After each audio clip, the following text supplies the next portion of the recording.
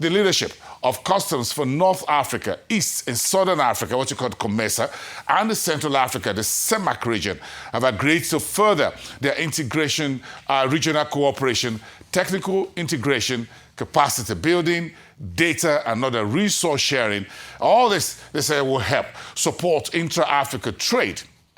On Tuesday, I sat down to a structured interactive dialogue with the regional customs leadership as part of the Roundtable Partnership for African Cooperation in Trade, or CPACT. This is an excerpt.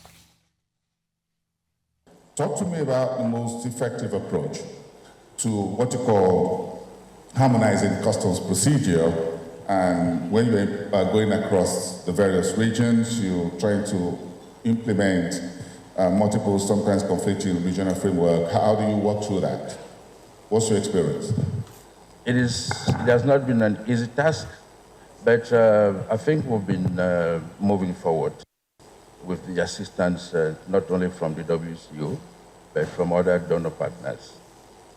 If I have to come back to the topic, I have an impression that we should separate this trade into two forms. I believe that the trading route, if we have to move goods by sea and by air, there will be less challenges as customs administration. The challenges actually come when we have to move goods across land borders. That's where I think the problem is.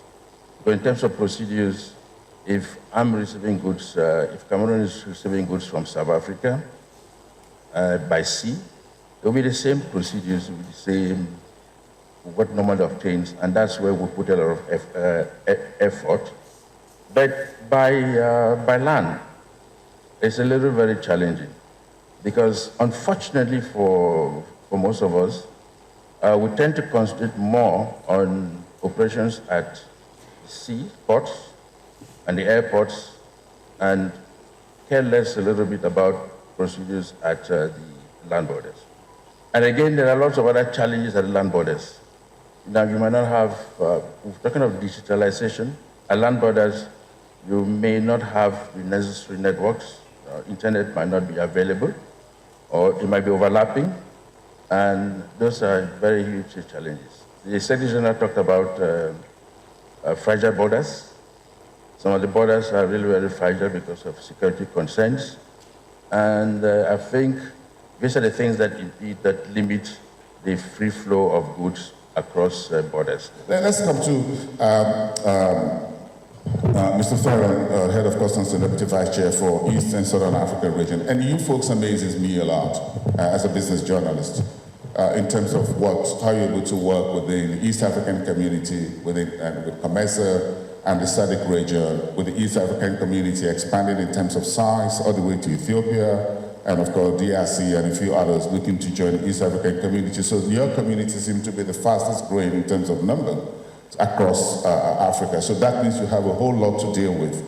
And of course, you already have one of the most advanced system of customs in dealing with different borders on the continent. So between Comesa, the EAC, and the SADC region, I'm trying to find out from your leadership perspective, what are 2 or 3 of the most important lessons that you have learned for making regional customs integration actively work in practice?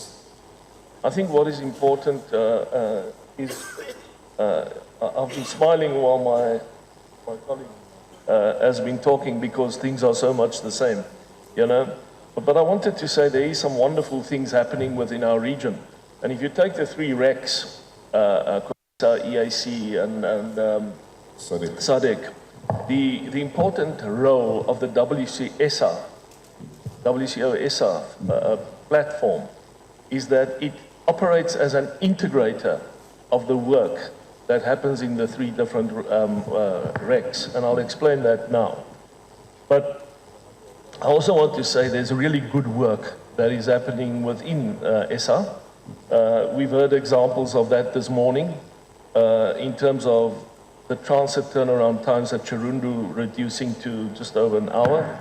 We heard yesterday about Kazangula, after the bridge was built between Botswana and Zambia, how long that takes. In our own context, by using what is available within the WCO, the instruments that's available, in this particular case, the TRS, Coordinated Border Management, etc., we've been able, through a TRS, which involves all the trade entities, not only brokers, importers, exporters, road operators, etc., to reduce turnaround times initially after, and of course our own different agencies that operate at the border. We've been able to reduce turnaround times first on the South African side to less than 10 minutes at the land border. And then we now recently, through the collaboration, because it's an end-to-end TRS, it's not only a South African thing. So Eswatini on their side, we mapped at the same time, and we had one joint program of how we're going to lower the cost for trade, improve the turnaround times, and reduce documentation. And today we are operating the Osuk-Ngwenya border at about 20 minutes on average to get from the entry point on the South African side to the exit point on the Eswatini side. A round of applause. Yeah. 20 minutes. But how do you deal with your East African region neighbors? Yes. So there's very similar examples in terms of what's happening in the EAC in terms of data integration, and very similar examples in the bigger SADC community. So for argument's sake, when we embarked on our own journey for connectivity and the sharing of data, we started it as a program within SACU, the customs union, but we already at that point in time brought in some of the countries within the SADC community to make it wider. And some of them has now, on the same principles, started sharing data. But I think we've covered very good grounds in terms of valuable perspectives from the three regions. And some of the things that we're going to our next part of our interactive dialogue is on technical areas. We've covered a bit of that. I'm sure we've also covered what type of data sharing what type of data you folks should be sharing among the various regions. So that's also good. But in terms of capacity and resource sharing, resource mobilization, some of the digitalization, technical adoption that you need will require funding. So I want each of you to give me about a minute or less on how you think this can be approached. Do you need to pool resources or approach development partners collectively or on a regional basis to secure funding for some of the infrastructure that you need to ensure smoother, better automation process and all that? Let's talk on that very quickly for about a minute. Let me start from Mr. Nuba. Yeah, thank you very much. I think a lot has been said about this. If you listen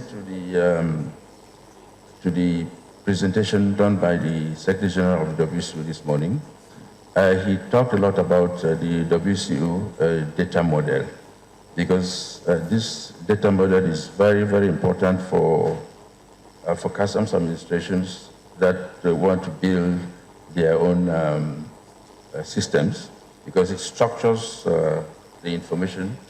And of course, our partners too find it easy to work with this. There is also the network, the globally networked customs initiative of the WCO that I think should be adopted. And of course, I'm also picking from the Secretary General's address this morning to measure all of this, to find out whether it's working or it's not working, is a time-release study. The time-release study to find out how long it takes for goods to go across the borders. But all in all, the GM from Morocco talked about interoperability. And in as much as systems might not be the same, in Africa, most administrations use the Asikuda world, the Sidona world.